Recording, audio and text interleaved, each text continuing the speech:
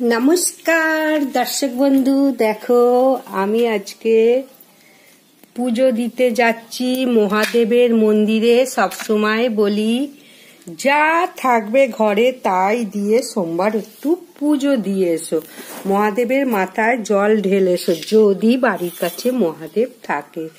অবশ্যই সকালবেলা যা থাকবে তাই দিয়ে পুজো দেবে। দেখো আমার প্রসাদের মধ্যে খেজুর, নকুলদানা আর কিশমিশ, বাতাসা এই আজকে আমার আছে। আর এই দেখো একটা প্রদীপ, ঘিয়ের প্রদীপটার হয়নি, যাই হোক ঘিয়ের প্রদীপ হলে বেশি ভালো হয়। শিবরাত্রির দিন তো অবশ্যই ঘিয়ের প্রদীপ দেবো। আর এটা গঙ্গার জল, দুধ থাকলে ভালো হয়, কিন্তু আমি রেগুলার তো করি প্রতি সোমবার, সবসময় দুধ জোগাড় করতে পারি না। যাই হোক দেখো আমি ভালো একটা বেল জোগাড় করতে পেরেছি, যেটা মহাদেবের ভীষণই প্রিয়।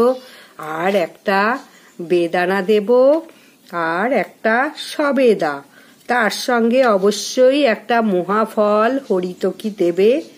আর এই খেজুর, টোটাল আমার 5টা ফল দিয়ে আমি আজকে মহাদেবের কাছে পুজো করতে যাব। সব সময় 2টো ধূপ জ্বালাবে, একটা ধূপ জ্বালাতে নেই, 2টো ধূপ জ্বালাবো। আর সব থেকে বড় একটা জিনিস দেখে নাও, আমার গাছের ফুল, গাছটা তো আমি আজকে অবশ্যই দেখাবো।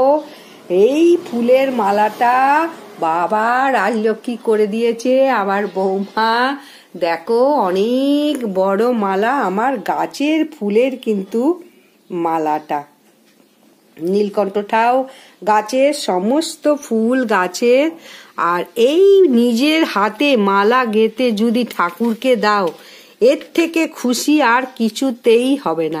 কিনে দেওয়ার থেকে যদি গাছের ফুলের মালা তৈরি করে দাও, ভীষণ খুশি হবে, আনন্দিত হবে, এবং তার ফলে তোমার সমস্ত মনস্কামনা পূর্ণ করবে। তোমার যা মনের বাসনা, মনের ইচ্ছা, মনের কামনা সমস্ত পূরণ করবে। দেখো অনেক রকম আমার ঘরে ফুল ফোটে গাছে, ফুল গাছগুলোও দেখাবো। এইসব নীলকণ্ঠ, এই জিনিয়া, সাদা রজনীগন্ধা, নকলেটা, আর অবশ্যই দেখো সিদ্ধি আছে, সিদ্ধি আতে আর আতপ চাল, এইগুলো দিয়ে আমি যে সময় যা আমার উপাচার আমি পাই তাই দিয়েই পুজো করি। বেল পাতাটা গাছ আছে, আজকে তো তুলতে পারেনি, যাই হোক বেল পাতা একটাও পাওয়া যায়নি। যাই হোক বেল পাতা অবশ্যই দিতে হয়, বেল পাতা পারতে পারেনি। বেল গাছটাও আমি দেখাবো, আমার বাড়িতে বেল গাছটা। আমি যেহেতু মহাদেবের ভক্ত তোমাদের বলবো, দেখো বাড়িতে অটোমেটিক এবং উত্তর দিকেই বেল, সাধারণত আকন্দ গাছ উত্তর দিকে লাগাতে হয়, তাহলে উত্তর দিকেই আমার এই আকন্দ গাছটাও হয়েছে এবং বেল গাছটাও হয়েছে উত্তর দিকে। তোমাদের কিন্তু আমি দেখাবো, আপনি হয়েছে, বেলও হয়েছে। আর তোমাদের এই সময় একটা আমি বিশেষ গুরুত্বপূর্ণ কথা বলবো, যে বেল গাছের ফল হয় না সেই পাতা কিন্তু কাজে লাগে না, তাই বলবো সেই পাতা কাজে লাগে না। তোমরা অবশ্যই বেল পাতাটা, যে গাছটা বাড়িতে বসাবে সে গাছের অন্তত 1000 পাতা হতে হবে গাছটাতে, তবে পাতা লাগাবে পুজোতে। আর না হলে, ফল হলে তো খুবই ভালো, সেই গাছের বেলপাতাই শুদ্ধ বেলপাতা, মানে মহাদেব এটাই পছন্দ করেন। যাই হোক আমার ছাদের ওপরে হয়েছে বেল গাছ, আমি তোমাদের তো দেখিয়ে দেবো আজকে। আকন্দ গাছটাও দেখে তো প্রচুর ফুল হয় আকন্দ গাছে, এবং সাদা আকন্দ তো ভীষণ পছন্দের মহাদেবের, তাই শ্বেত আকন্দটাই আমার গৃহে হয়েছে।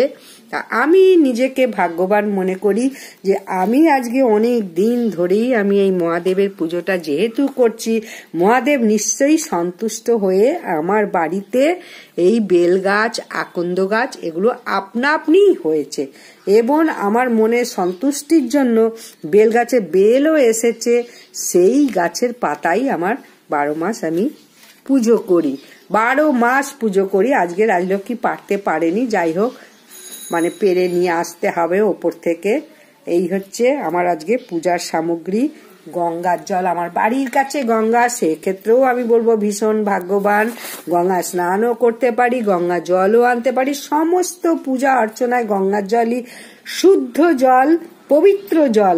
তাই সেই গঙ্গার জল আমি বাড়ির কাছেই পাই, আমার বাড়ির কাছেই গঙ্গা। অনেকে বলেছো, সান্যালবন তো বলেইছো যে সত্যি তুমি খুব ভাগ্যবান যে বাড়ির কাছে গঙ্গা আছে। এইরকম মানে যাদের নেই বাড়ির কাছে গঙ্গা তাদের আর কি বলবো, দুর্ভাগ্য তাদের। আমি ভীষণই ভাগ্যবান, আমি সমস্ত কিছুতে গঙ্গার জল দিয়ে সবকিছু করতে পারি। গঙ্গা জলের মতো শুদ্ধ জল তো আর কিছুই হয় না। এখন না থাকলে কি করবে? যাই হোক, আমি এখন আপাতত একটু বেলপাতা তুলে আনি, এনে তোমাদের দেখাচ্ছি, দেখো। এবং আজকে আমি তোমাদেরকে আমার সঙ্গে মহাদেবের মন্দিরেও নিয়ে যাব। সবাই এসে জল ঢালে, বুদ্ধিদাতা গণেশকেও দেখিয়ে নিয়ে আসবো। ওখানে বুদ্ধিদাতা গণেশ আছে, বুদ্ধিদাতা গণেশকে সবসময় দূর্বা দিয়ে আর এই জবা ফুল দিয়ে পুজো করতে হয়। বুদ্ধিদাতা গণেশ ভীষণ জবা ফুল পছন্দ করে, মহাদেবকে তো জবা ফুল দেব না, ওখানে বুদ্ধিদাতা গণেশ আছে, ষণ্ড দেবতা আছে, এইসবের জন্য আমি জবা ফুল নিয়েছি। তাহলে আজকে আমার উপাচার দেখে নিয়েছো। আর এতে একটু প্রদীপ জ্বালাবো কর্পূর দিয়ে। কর্পূর দিয়ে প্রদীপ জ্বালালে খুবই লক্ষণযুক্ত, শুভ মনে করা হয় এবং গৃহের কল্যাণ হয়। মহাদেব অপার কি করুণা কৃপা লাভ করে এবং স্বামী পুত্র সন্তান গৃহের প্রত্যেকে ভালো করে, মঙ্গল করে এই মহাদেবকে সন্তুষ্ট করলে। মহাদেব যদিও বিশেষ কিছু উপাচার চায় না, বেলপাতা হলেই, 3টে পাতাযুক্ত একটা বেলপাতা হলেই মহাদেব সন্তুষ্ট। তবু তুমি যতটা পারবে করো, কিন্তু একটু গঙ্গা জল দিয়ে পুজো দিয়ে এসে অন্তত শতনামটা, মহাদেবের অষ্টতর শতনামটা পড়ো। তাহলে আমি এখন রাখছি, আমি দেখি তুলে নিয়ে আসি বেলপাতা গাছ থেকে, তারপরে বাকিটা দেখাচ্ছি।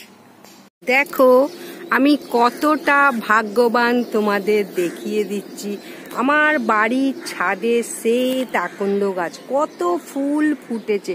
আমাকে কিন্তু এই আকন্দ ফুল কিনতে হয় না, 12 মাস অল্প বিস্তর এই আকন্দ ফুল ফোটে। শুধু একটু তোলার সময় সতর্ক থাকতে হয়, সাদা আঠাটা যেন চোখে না লাগে, এটাই হচ্ছে সতর্ক। বাকি কিন্তু ভীষণই শুভ গাছ, ভালো গাছ। এবং দেখো এই দিকটা উত্তর দিকে আমার গাছটা হয়েছে। আর বেল গাছটাও দেখে নাও, উত্তর দিকে আপনা আপনি গাছটা হয়েছে। এই দেখো কত বড় বেল গাছ। বেল পাতাগুলো আমি পেরে নিই। তবে হ্যাঁ, অবশ্যই সোমবার দিন বেল গাছে হাত দেবে না, আকন্দ গাছেও হাত দেবে না। আগের দিনকে এগুলো কিন্তু পেরে নেবে, অবশ্যই মনে করে বিকেলবেলা পেরে নিলে তাহলে তোমার ফুলের পাটাও পেকবে না, আবার ফুলটাও খুব সুন্দর থাকবে। তুলে নিয়ে অবশ্যই বলেছি আঁশগুলোকে ছাড়িয়ে নিয়ে একটু কষ্ট করে সময় করে ঠাকুরকে পুজো দাও। দেখো ঠাকুর তোমার মনোবাঞ্ছা পূর্ণ করবেই করবে, কারণ আমি নিজে ভীষণ ভাবে উপকৃত হয়েছে। এর আগেও আমি একটা ঘটনা বলেছি, দুর্ঘটনার কথা, মহাদেব আমাকে কিভাবে বাঁচিয়েছে।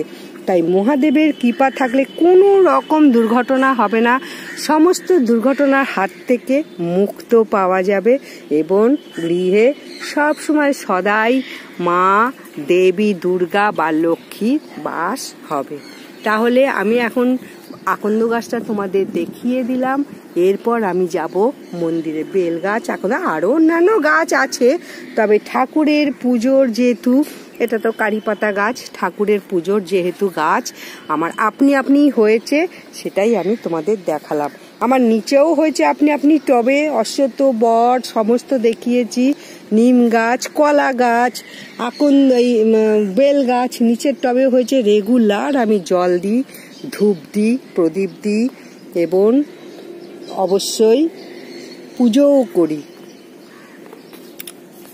এখন মহাদেবের মন্দিরে চলে এসেছি, সবাই পুজো পাঠ করে চলে গেছে। আমার একটু দেরি হয়েছে, অনেকেই পুজো করে। এখানে তো বললাম সাদা ষণ্ড দেবতা মহাদেব, সমস্ত কিছু সাদা আছে।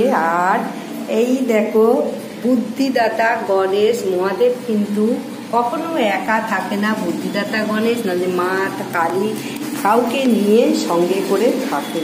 আর এই দেখো দুব্ব, অবশ্যই বুদ্ধিদাতা গণেশকে দুব্ব দিয়ে পুজো দেবে। 21টা দুব্ব দিয়ে লাল হলুদ সুতো দিয়ে যদি বেঁধে দিতে পারো ভীষণ খুশি হবেন বুদ্ধিদাতা গণেশ। আমি ওটা সাধারণত বুধবার করি। ইষ্ট দেবতা বুদ্ধিদাতা গণেশের বুধবারই ওনার বার, সেই কারণে আমি বুধবার ওইটা করি। তাহলে আমি এখন মালা সহযোগে মহাদেবকে পুজো করাবো বলেই দিলাম। রাজলক্ষ্মী মালাটা বানিয়েছে এবং প্রত্যেকটা দেখো আঁশ ফেলেছে, অনেক কষ্ট করেই বানিয়েছে। মাথায় আঁশগুলো সব কটা ফেলেছে, ফেলে তারপরে মালাটা গেঁথেছে। এই কারণেই তুমি বুঝতে পারবে কিভাবে মহাদেবের বাস তোমার বাড়িতে, তুমি কিভাবে ভক্তি করছো, শ্রদ্ধা করছো, তার উপর কিন্তু নির্ভর করছে তোমার বাড়িতে বা গৃহে মহাদেবের বাস। তাহলে এখন এখানে আমি রাখছি, পুজোটা করে নিই। আমি এবার পুজো করব। পুজো করে আবার বাড়ি গিয়ে আমি অষ্টতর শতনামটা পড়ব, অবশ্যই ওটা পড়তে হবে। বুদ্ধিদাতা গণেশের জন্য দেখো লাড্ডু, মহাদেবের জন্য শনপাপড়ি নিয়ে এসেছি। এখন আমি সুন্দর করে পুজো করব। বেল পাতা অবশ্যই সুন্দর হওয়া চাই, একটা বেল পাতা হলেও হবে। বেল পাতা কিন্তু ছেঁড়া ফাটা যেন না হয়, তাহলে জানবে মহা অনর্থ হয়ে যাবে, পাপ হবে এবং সর্বনাশও হয়ে যেতে পারে। তাই কখনো বেলপাতা ফাটা ছেঁড়া দেবে না। একটা দাও, তাও কিন্তু সঠিক বেলপাতা দাও। দেখিয়ে দিচ্ছি শ্বেত মহাদেব। এই শ্বেত মহাদেবকে শ্বেত আকন্দ দিয়ে পুজো দিতে পারলে মনস্কামনা তো পূর্ণ হবেই। মহাদেব তোমার প্রতি অপার কৃপা লাভ করবে। এখানে তো অনেক মহাদেব আছে, সব যে যার বাড়ির মহাদেব কোথাও বেড়াতে গেলে এইখানে সব রেখে যায়। এইটা হচ্ছে গৌরীয় পীঠ। এই গৌরীয় পীঠে আবার তুমি জবা ফুল, বেলপাতা এসব দিয়ে পুজো দিতে পারো। যাই হোক, সর্বশেষ আমি জলটা ঢালবো। নমঃ শিবায় নমঃ, নমঃ শিবায় নমঃ, নমঃ শিবায় নমঃ, নমঃ শিবায়। এই যে স্নানের জল একটু নিয়ে নিলাম। দেখো সবাই পুজো করছে এখানে ভক্তি ভরে। আর এই যে মহাদেবকে যে ঘুরবে চারদিক, এই অভিষেকের জলে কিন্তু কখনো ডিঙ্গাবে না। যেখান দিয়ে মহাদেবের অভিষেকের জল যাচ্ছে ওই পাশ দিয়ে এই পাশ পর্যন্ত কিন্তু ডিঙ্গাবে। আর সর্বশেষ বলবো, এই প্রদীপটা যখন রাখবে অবশ্যই একটু আতপ চাল দিয়ে প্রদীপটা ঠাকুরকে অর্পণ করো। ঠিক পূর্ব দিকে ঠাকুরকে অর্পণ করবে, এটাই সর্বশেষ বলে দিলাম। এবার বাড়ি গিয়ে আমার পূজা সম্পূর্ণ হয়ে গেছে। বাড়ি গিয়ে এবার অষ্টতর শতনামটা আমি পড়ব। প্রত্যেকে ভক্তি ভরে মহাদেবকে পুজো করতে পারার, এই মহাদেবকেই সবাই ছুঁয়ে পুজো করতে পারে, অন্য দেবতাকে কিন্তু ছুঁয়ে পুজো করতে পারে না। এতটাই মহাদেবের কৃপা যে এই দেবাদিদেবকে প্রত্যেকে ছুঁয়ে পুজো করতে পারে। আমার এখন পুজো শেষ। ঘন্টা বাজিয়ে মনস্কামনা সমস্ত কিছু জানিয়ে এখন বাড়ি যাচ্ছি। অবশ্যই 16 আনা দক্ষিণা দেবে, যে যেমন পারবে মহাদেবকে দক্ষিণা দিয়ে দেবে। দেখো মালাটা পরে কি সুন্দর লাগছে, দেখেছো? নিজের হাতে তৈরি মালার একটা মাহাত্ম্যই আলাদা। গাছের ফুলের হাতের তৈরি মালা, বুঝতে পারছো? ঠিক আছে, আজকের মতো এখানে আসছি, রাখছি। বাড়িতে এসে গেছি আসন পেতে। আমি এখন মহাদেবের অষ্টতর শতনাম পড়ব। এই নাম পড়লে কি হয় সেটাও তোমাদের জানাবো। প্রথমে মহাদেবের প্রণাম মন্ত্র। নমস্তব্যং বিরূপাক্ষ নমস্তে দিব্য চক্ষুস্তে নম পিনাক হস্তায় বজ্র হস্তায় বৈ নম নম ত্রিশূল হস্তায় দ্বন্দ্ব পাশাশি পানয় নম তৈলক্যনাথায় ভূতানং পতয়ে নম। এরপর শিবের প্রণাম মন্ত্র। ওং নম শিবায় শান্তায় কর্ণতয় হে দেবে নিবেদয় মিচ্ছাত্মাতানং তং গতি পরমেশ্বর ওং নমস্তে তাং মহাদেব লোকানং গুরু মহীশ্বরং পূর্ণ সাম পূর্ণ কামানং কামান পুরয়ে শঙ্কর। অবশ্যই যখনই পুজো করবে, ভক্তি মানে হচ্ছে মাথায় কাপড় দিয়ে ভক্তি নিষ্ঠা শ্রদ্ধার সঙ্গে পুজো করো। শুদ্ধ বস্ত্র পরে গঙ্গার জল দিয়ে আচমন করে। আমি এতটাই ভাগ্যবান, 10 পা হাঁটলেই আমি আমার মহাদেবের মন্দির পেয়ে যাই। কাছেই মহাদেবের মন্দির, মহাদেবের পুজো উপাচার সমস্ত কিছু দেখালাম আজকে। মহাদেবের বাস বাড়িতে কি করে বুঝবে? দেবী দুর্গা, মহাদেব, শ্রীকৃষ্ণ, এইসব দেবতার মা লক্ষ্মীর বাস বাড়িতে কি করে বুঝবে? বাড়িতে আপনা আপনি দেখবে গাছগুলো জন্মাবে। কলা গাছ বলো, বেল গাছ বলো, অশ্বত্থ গাছ বলো, আকন্দ গাছ, এগুলো যদি বাড়িতে আপনা আপনি নিজস্ব জন্মায়, নিজে থেকে জন্মায়, বসাতে যদি না হয়, তাহলে জানবে তোমার বাড়িতে মহাদেব এবং বাবা গ্রহরাজ, মা লক্ষ্মী, সকল দেবতার বাস এবং তোমার উপর অপার কৃপা লাভ করছে। তোমাকে সব সময় শান্তিতে, সুখে, আনন্দে ভরিয়ে রাখবে। যাই হোক, আমি দেবতার বাস আমি এটুকুই মনে করি এবং সর্বশেষ বলবো সত্যিই খুব সুখ এবং শান্তিতে রয়েছি। তাহলে আমি শুধু এইটুকু বলবো, আমার তো পড়া হয়ে গেছে, তবু তোমাদের বলছি কি করে এই মহাদেবের অষ্টতর শতনামটা পড়তে বলছে মহাদেব নিজেই। দেখো বলছে, নানাবিধ স্তব পাঠ করে সর্বজন, শুনিয়া হাসেন প্রভু দেব পঞ্চানন। তাহা দেখি দেব ঋষি কর জোরে কয়, নিবেদন করি পদে শুনো দয়াময়। সকলে করিছে স্তব যে জানে যেমন, হাসিতেছ তুমি কিন্তু কিসের কারণ? শিব কয়ে শুনো ঋষি বলি হে তোমারে, করিতেছ স্তব বটে সকলে আমারে। শত নামে আমি কিন্তু যত তুষ্ট হই, অন্য স্তবে তত তুষ্ট কখনোই নই। শুনিয়া বিস্মিত চিত্তে দেব ঋষিবর, কহিলেন নিবেদহ ওহে দিগম্বর। শতনাম স্ত্রস্তে যদি এত তুষ্ট তুমি, শোনাও সে স্তব মোরে ওহে সুলোপানি। সম্ভাষিত হও তুমি কি নামে কোথায়, বিস্তারিয় বলো প্রভু শুনিব সবাই। হাস্যমুখে মহেশ্বর কহেন তখন, শতনাম তত্ত্বরাজ করো হো শ্রবণ। ব্রহ্মলোকে হয় মোর নাম ব্রহ্মেশ্বর, বিষ্ণু সখার নাম মম বৈকুণ্ঠ নাগর। হরিহর নাম খ্যাত গোলক নগরে, যমেশ্বর নাম মম সমনের পুরে। এইভাবে অষ্টতর শতনামটা পড়বে, প্রণাম করবে। করার পর অবশ্যই অষ্টতর শতনামের মাহাত্ম্যটা পড়বে। মাহাত্ম্যটা তোমাদের শোনাই। ফলশ্রুতি কি ফল লাভ হয়। অষ্টতর শতনাম করিনু কীর্তন, ইয়াতে সন্তুষ্ট আমি রহি সর্বক্ষণ। এই স্তবে স্তুতিবাদ যেই জন করে, নিয়ত সন্তুষ্ট আমি তাহার উপরে। সংসারে অনাথ কিংবা দরিদ্র যে জন, ভক্তি বলে যদিয়া করে অধ্যয়ন, দারিদ্র তাহার আর কবু নাহি রয়, সুখেতে কাটায় কাল জানিবে নিশ্চয়। শোক তাপ নাহি রয় সংসারে তাহার, পুণ্য শ্লোক বলি হয় জগতে প্রচার। এত কহি মহেশ্বর মৌন ভাব ধরে, শুনিয়া সকলে বাসে আনন্দ সাগরে। হরগৌরী পদে নতি করে সর্বজন, সবভঙ্গ করি তবে প্রভু পঞ্চানন। ভবানী সহিত পরে উটি বিষ পরে, চলিলেন মহাসুখে কৈলাস নগরে। শ্রোতা যত হয় সবে আনন্দে মগন, আপন আপন বাসে করিলা গমন। জয় জয় দেব দেব জয় মহেশ্বর, তব পদে মতি যেন থাকে বিশ্বম্বর। এই বলে 11 বার ওং নমঃ শিবায়, ওং নমঃ শিবায়, ওং নমঃ শিবায় করে 11 বার বলে মহাদেবের কে প্রণাম করবে। তাহলে দেখো মহাদেবের মানে অপার কৃপা করুণা লাভ করবে। সব সময় সদাই সুখ এবং আনন্দে ভরে উঠবে গৃহ। আজকের মতো এখানেই শেষ। অবশ্যই পারলে ভিডিওটা সবাইকে শেয়ার করো, আপনজন বন্ধু বান্ধব তাদের একটু উপকার করো। আর যারা সাবস্ক্রাইব করনি এখনো সাবস্ক্রাইব করে লাইক করে আমাকে একটু আনন্দিত করো। রাখছি, বিদায়। আমি তো সবার প্রথমেই বলেছি এবং শেষেও বলছি, আমার গৃহে সমস্ত দেবতার বাস, সমস্ত গাছ আমার গৃহে আপনা আপনি জন্মেছে।